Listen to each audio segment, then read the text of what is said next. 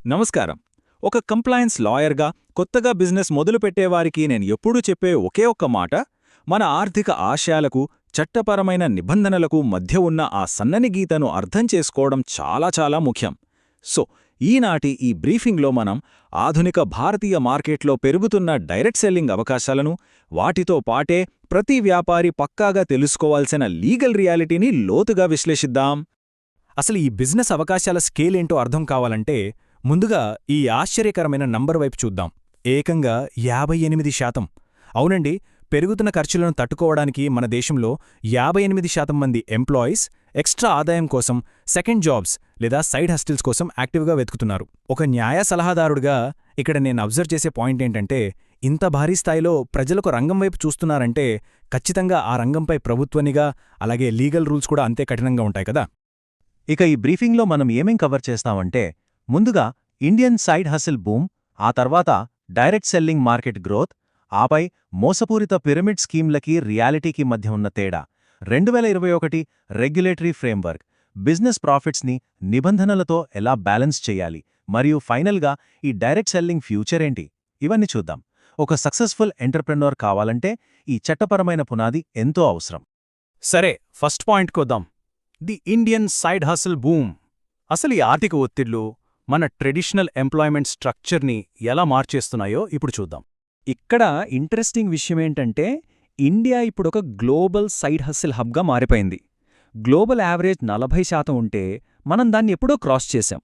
Financial stability కోసం ఏకంగా 55% మంది వర్కర్స్ ఇప్పుడొక పోర్ట్ఫోలియో కెరియర్ బిల్డ్ చేసుకోవాలనుకుంటున్నారు. అంటే మల్టిపుల్ ఇన్కమ్ సోర్సెస్ అనమాట. దీనివల్లే 2021 నుండి చూస్తే మన గిగ్ వర్క్ ఫోర్స్ 55% మేర జంప్ అయింది. కాని ఇక్కడే ఓ చిన్న రిస్క్ ఉంది. అవకాశాలు పెరిగిన చోటే లీగల్ ఛాలెంజెస్, మోసపోయే ప్రమాదాలు కూడా అంతే ఎక్కువగా ఉంటాయి. ఇప్పుడు మన second topic, direct selling market వృద్ధి. ఈ ఎక్స్ట్రా ఇన్కమ్ కావాలనే ఆసక్తే జనాలను అత్యంత సులభంగా యాక్సెస్ ఉండే ఈ డైరెక్ట్ సెల్లింగ్ రంగం వైపు ఆకర్షిస్తోంది. ఒక్కసారి ఈ హిస్టారికల్ జర్నీని గమనించండి. ఒక చిన్న ఐడియాగా మొదలై ఇదొక 1000 కోట్ల సామ్రాజ్యంగా ఎలా మారిపోయిందో మనకు క్లియర్గా అర్థమవుతుంది. అక్షరాల 2023-2024 ఫైనాన్షియల్ ఇయర్లో ఈ ఇండస్ట్రీ ఏకంగా 22,142 కోట్ల రూపాయల సేల్స్ రికార్డ్ని క్రాస్ చేసిందంటే దీని కెపాసిటీ ఏంటో మీరే ఊహించుకోవచ్చు. అయితే ఈ గ్రోత్ వెనుక ఉన్న 88 లక్షల యాక్టివ్ డైరెక్ట్ సెల్లర్స్ డేటా చూస్తే ఒక సూపర్బ్ ట్రెండ్ కనిపిస్తుంది. పురుషుల భాగస్వామ్యం 56% ఉండగా మహిళా పారిశ్రామికవేత్తల భాగస్వామ్యం ఏకంగా 44%కి పెరిగింది. నిజంగా చెప్పాలంటే ఈ రంగంలో వస్తున్న విమెన్ ఎంపవర్మెంట్కి ఇదొక బెస్ట్ ఎగ్జాంపుల్. నెక్స్ట్, చాలా క్రూషియల్ టాపిక్, అదే పిరమిడ్ స్కీమ్స్ వర్సెస్ రియాలిటీ. ఎక్కడైతే అపారమైన లాభాలుంటాయో అక్కడే విపత్కర ప్రమాదాలు కూడా పొంచుంటాయి. ఒక లాయర్గా నేను ఎప్పుడూ వార్న్ చేసే అతిపెద్ద లీగల్ రిస్క్ ఇక్కడే దాగుంది. ఈ డిఫరెన్స్ని చాలా కేర్ఫుల్గా అర్థం చేసుకోండి. జెన్యూన్ ప్రోడక్ట్స్ని కస్టమర్లకు అమ్మితే అది 100% లీగల్, కంప్లాయంట్ బిజినెస్. అలా కాకుండా ఎలాంటి వస్తువులు లేకుండా లేదా పేరుకే నాసిరకం వస్తువులను చూపుస్తూ కేవలం మనుషులను జాయిన్ చేస్తూ పోతే మాత్రం అది డైరెక్ట్గా జైలుకు దారితీసే ఇల్లీగల్ పిరమిడ్ స్కీమ్. ఒక సాధారణ అమాయకపు పొరపాటు కూడా పెద్ద క్రైమ్గా ఎలా మారుతుందో ఇక్కడే తెలుస్తుంది. మరి ఫేక్ కంపెనీలను ఎలా గుర్తుపట్టాలి? దానికి కొన్ని రెడ్ ఫ్లాగ్స్ ఉన్నాయి. ఫిజికల్ ఆఫీస్ లేకపోవడం, జాయిన్ అవడానికి ఖచ్చితంగా డబ్బులు డిమాండ్ చేయడం, ఖచ్చితమైన ఆదాయం వస్తుందని గ్యారంటీలివ్వడం, లేదా అసలు రిఫండ్ సిస్టమ్ లేకపోవడం, ఇవన్నీ డేంజర్ బెల్స్. సింపుల్గా చెప్పాలంటే వస్తువుల అమ్మకం లేకుండా కేవలం అకౌంట్లలో డబ్బును అటూ ఇటూ తిప్పడమన్నమాట. ఇలా చేస్తే అది చట్టాన్ని ఉల్లంఘిస్తున్నట్లే. సో కఠినమైన యాక్షన్ తప్పదు. సరే, మరి ఇన్ని మోసాలు జరుగుతుంటే గవర్నమెంట్ ఊరుకుంటుందా? లేదు గదా. ఇక్కడే మన ఫోర్త్ టాపిక్ వస్తుంది, ది 2021 రెగ్యులేటరీ ఫ్రేమ్వర్క్. పరిశ్రమను ప్రక్షాళన చేయటానికి ప్రభుత్వం గట్టిగా రంగంలోకి దిగింది. నా దగ్గరికి వచ్చే క్లయింట్స్ ఎవరైనా సరే ఈ బిజినెస్ స్టార్ట్ చేయాలంటే consumer protection direct selling rules 2021 అనేది ఒక పర్ఫెక్ట్ చెక్లిస్ట్ లాంటిది. కంపెనీల చట్టం కింద నమోదు కావడం, ఇండియాలో ఒక ఫిజికల్ ఆఫీస్ ఉండటం, సెల్లర్స్తో వ్రాతపూర్వక అగ్రిమెంట్స్, ఒక గ్రీవెన్స్ ఆఫీసర్ని అపాయింట్ చేయడం, ఇవన్నీ ఏవో ఆప్షన్లు కావు.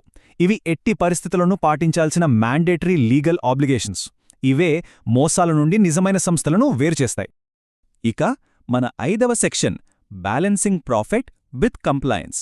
బిజినెస్ చేసేది లాభాల కోసమే కదా, మరి దాన్ని ఈ రూల్స్తో డైలీ కార్పొరేట్ స్ట్రాటజీలో ఎలా ఇంప్లిమెంట్ చేయాలో ఇప్పుడు చూద్దాం. ఈ కంప్లైంట్స్ చెక్లిస్ట్ చూస్తే మీకు ఫుల్ క్లారిటీ వస్తుంది. ప్రోడక్ట్ అమ్మితే ప్రతి విక్రయానికి సరైన జీఎస్టీ ఇన్వాయిస్ ఇవ్వాలి, FSSAI లేదా ఆయుష్ సర్టిఫికేషన్స్ ఉండాలి, సెల్లర్స్ని ఆన్బోర్డ్ చేసుకునేటప్పుడు ఎంట్రీ ఫీజు తీసుకోకూడదు, పక్కాగా కేవైసీ చెయ్యాలి. ఇక కస్టమర్ ట్రస్ట్ కోసం 30 రోజుల రిఫండ్ లేదా బైబ్యాక్ పాలసీ ఉండాలి. ఇవి పాటిస్తే చట్టపరమైన ఇబ్బందులు రావు, పైగా కస్టమర్లలో ట్రస్ట్ కూడా అద్భుతంగా పెరుగుతుంది. ఇక్కడ ఒక మాట పక్కగా గుర్తుపెట్టుకోవాలి. చట్టబద్ధమైన ఒక సంస్థ కేవలం సోషల్ మీడియా హైప్ మీద, వాట్సాప్ ఫార్వర్డ్స్ మీద నడవదు. అది ఒక మెచ్యూర్ కార్పొరేట్ ఆర్గనైజేషన్లా నడుస్తుంది. ఇంటర్నల్ ఆడిట్స్, సేల్స్ ఎథిక్స్ విభాగాలు, లీగల్గా అప్రూవ్ అయిన కాంపెన్సేషన్ ప్లాన్ ఇవన్నీ ఉన్నప్పుడే ఆ బిజినెస్కి ఒక స్టాండర్డ్ ఉంటుంది. ఫైనల్గా లాస్ట్ సెక్షన్కి వచ్చేసాం, the future of direct selling. ఒక లీగల్ అడ్వైజర్గా చూస్తే ఎప్పుడైతే చట్టపరమైన హద్దులు క్లియర్గా ఉంటాయో అప్పుడు ఫ్యూచర్ ఎప్పుడూ ఆశాజనకంగానే ఉంటుంది. చూడండి, పక్కా రూల్స్ రావడం వల్లే ఇండస్ట్రీలో అనవసరమైన భయం పోయింది. అందుకే గత 5 ఏళ్లలో ఇది 7.15% పటిష్టమైన గ్రోత్ రేట్ని సాధ్యం చేసింది. ముఖ్యంగా పోస్ట్ పాండమిక్ టైంలో వెల్నెస్ ప్రోడక్ట్స్కి డిమాండ్ పెరగడం, టైర్ 2, టైర్ 3 సిటీస్లో బిజినెస్ ఎక్స్పాండ్ అవ్వడం, ఇవన్నీ ఈ స్ట్రాంగ్ లీగల్ భద్రత వల్లే సాధ్యమయ్యాయి. సో ఈ బ్రీఫింగ్ని ముగించే ముందు ఒక ఆలోచింపజేసే ప్రశ్న. డైరెక్ట్ సెల్లింగ్లోకి అడుగుపెట్టాలి అనుకునే ముందు ఒక్కసారి ఆలోచించండి. ఇక్కడ ఎంచుకున్న బిజినెస్ మోడల్ ఏదో రాత్రికి రాత్రే ఈజీ మనీ సంపాదించడానికి డిజైన్ చేసిందా, లేక పక్కా లీగల్గా లాంగ్ టర్మ్ సస్టైనబిలిటీ కోసం చేసిందా? చట్టాల పట్ల గౌరవం, సరైన లీగల్ ఫౌండేషన్ ఉంటేనే ఈ రంగంలో అసలైన సక్సెస్ సాధ్యం. ఒక్కసారి ఆలోచించండి. వీడియో నచ్చితే లైక్ చేయండి, మరింత మందికి చేరేందుకు షేర్ చేయండి. ఇలాంటి వీడియోల కోసం సబ్స్క్రైబ్ చేయండి.